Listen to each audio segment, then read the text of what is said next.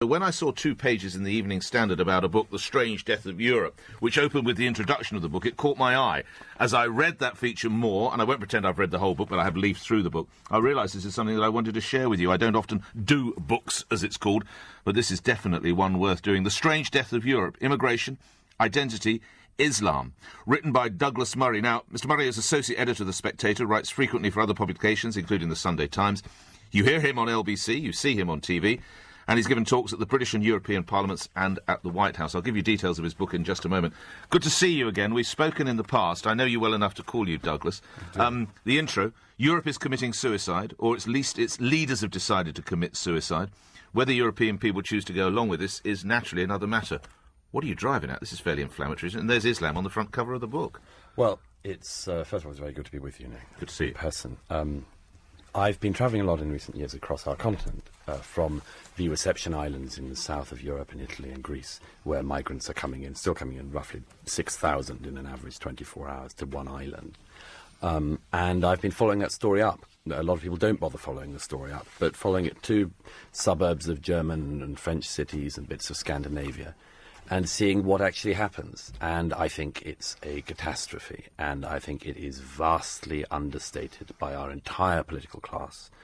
And in this country, you know, we have a sort of strange debate about this. People say, you know, we don't talk about immigration enough. That's not quite true. What we don't do is talk seriously enough about it. We occasionally in this country have a big flare-up about, for instance, the Calais camp, understandably. And every time that happens, various people say, why don't we let in the people in Calais? Ordinarily, there's about 6,000 people in Calais. 6,000 people, as I say, come in roughly every 24 hours to one island. And so we fantastically underestimate the scale of this challenge. People on the right sometimes think it's incredibly easy to stop. You know, you could simply stop the boats coming or something like that. And that's a mistake. People don't realise the huge complexity of that. And people, broadly speaking, on the left have this fantastical mistake of thinking, oh, once they're in, they'll become Europeans. And what's the truth? The truth is that that's very unlikely. It's very unlikely that when you import people into a continent from so many different places around the world, that you aren't, first of all, just going to import the world's problems as well as the world's people. And secondly, that they will become sort of liberal-minded Europeans. I give a lot of evidence in the book from polling, observation, statistics, to show that there might be a quite different future in this, that instead of, as it were, Europeanizing the world, that Europe becomes more like the Third World. Remind me the name of the journalist in the Evening Standard who interviewed you. I'm sorry, I know I asked you in the studio. It's gone completely. I was interviewed by Katie Law. She makes the point, it's a very good piece by Katie Law, that, can I put it, do you have a problem then with tolerance? I think that we as a society have a problem with this. But what's the alternative then? Well, if we're not going to be tolerant. No, we're going to be intolerant. I think that tolerance has borders, like everything else should. That there are people who are intolerant who you should not tolerate. Let me give you a very quick example, if I may. I'm gay, right. And it's not a very big thing in my politics or in my views. But I was very struck a year or so ago, and YouGov did a poll of attitudes towards homosexuality across the country. You would think this would sort of smoke out some homophobes in Yorkshire and in the Dales and Wales. And say, no. Most of the country, about 14% of people said they had a problem with homosexuality. In London, that was double.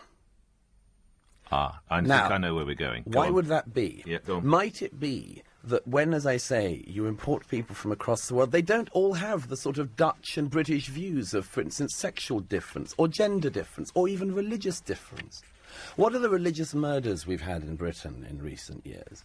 The most striking thing is Muslim on Muslim murders. An Ahmadiyya shopkeeper in Glasgow murdered because of his faith by another Muslim. Who drove halfway up the country to do it. Who drove halfway up the country to do it. So I'm not saying it's all bad by any means. What I'm saying is that I think we should be looking at this much more seriously and considering that, this is the overriding thing, considering that it may not work. We are trying to do something historically fantastic. But what's the alternative, Douglas? The alternative... Literally razor wire fences. No, the first thing is the thing that publics across Europe are all begging their governments to do. Just slow it down. How can you? If there's 6,000 people coming across the Med every day, what are you going to do? Watch them drown? I know you don't wouldn't let them drown. I have a chapter in the book explaining the things that we should have done from the beginning of the recent part of the crisis, which is quite straightforward. You stop people getting into Europe to begin with, because once people are in Europe, they stay. They always stay. I mean, it's a myth that anyone really gets returned. Tiny numbers of people get returned. So once you go Why would you go back? Exactly. And once you, as it were, break into Europe, you're rewarded for having done so. You become a European. You're part of Europe. So I think one of the first things is you've got to stop that flow. And I have a whole chapter on the things you could do.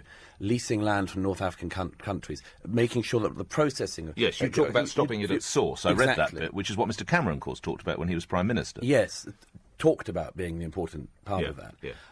But the other thing is that we have a misunderstanding about this whole crisis, if I can say so. Whenever you speak to somebody who says, for instance, why don't we let them in, they are under the misapprehension that most of these people are, for instance, fleeing the Syrian civil war. Now, the Syrian civil war is a terrible war. It's beyond our control to stop it. And it is undoubtedly a humanitarian crisis. But most of the people coming into Europe are not coming from Syria. They are, as I've observed myself, coming from sub-Saharan Africa, from the Far East, from across the Middle East.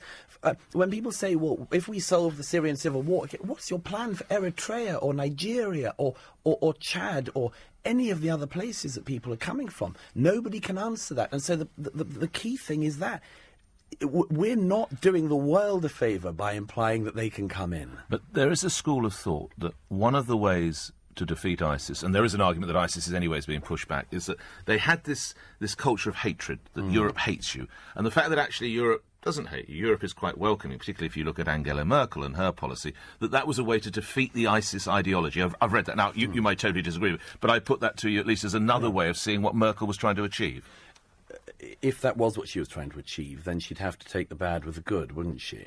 And accept then on her conscience the people mown down by a truck in Berlin in a Christmas market before Christmas.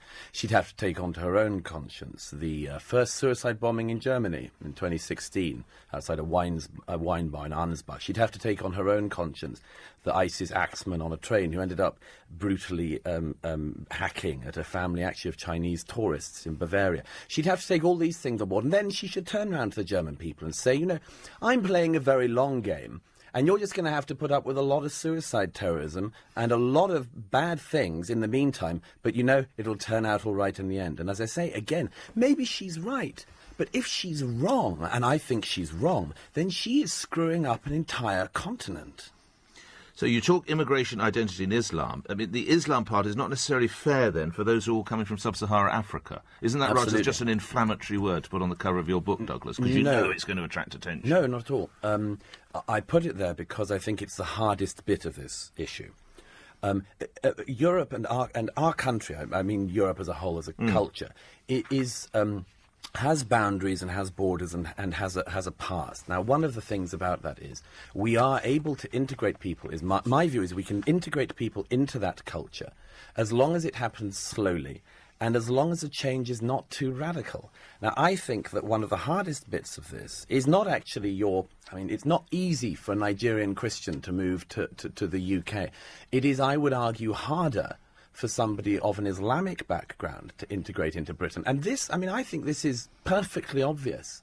It's so blindingly obvious that people never say it. But the bigger the difference of leap of culture, the more problems it seems to me you're likely to have. And the larger the numbers, the more long-term that problem is. So this isn't about beating up on Islam or Muslims or anything like it, but it's saying we are going to have a serious problem of digesting this kind of flow.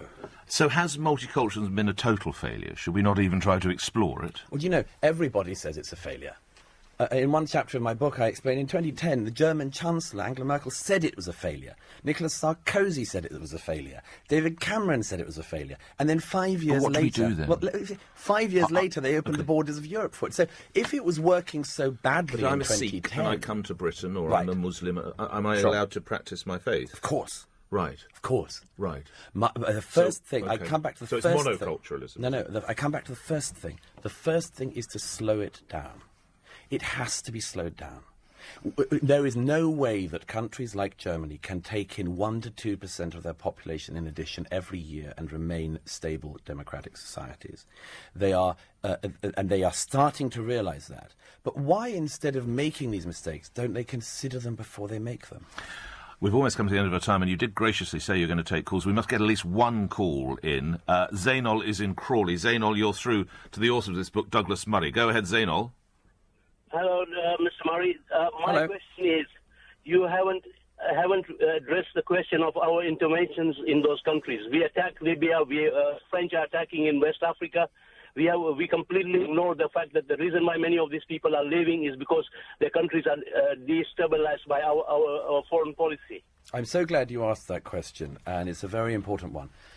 Our foreign policy undoubtedly can have a very bad effect on this, but it is not, in fact, the cause. And let me just explain what I mean by that. In migrant camps last summer, for instance, I was speaking to people who had fled Bangladesh. A lot of people who fled Bangladesh and Burma. I could name you any number of other countries that this country, and indeed our allies, have no involvement in. I mean, we have no involvement in Eritrea, and there are a lot of Eritreans coming into Europe. Bangladesh, we have, perfectly working diplomatic relations with. Pakistan. Huge numbers of the refugees come from Pakistan. This country is close to Pakistan. We have a lot of Pakistani people of Pakistani origin in this country, and they still come. We are not meddling in Pakistani politics or in Burmese politics or in Bangladeshi politics, and still they come.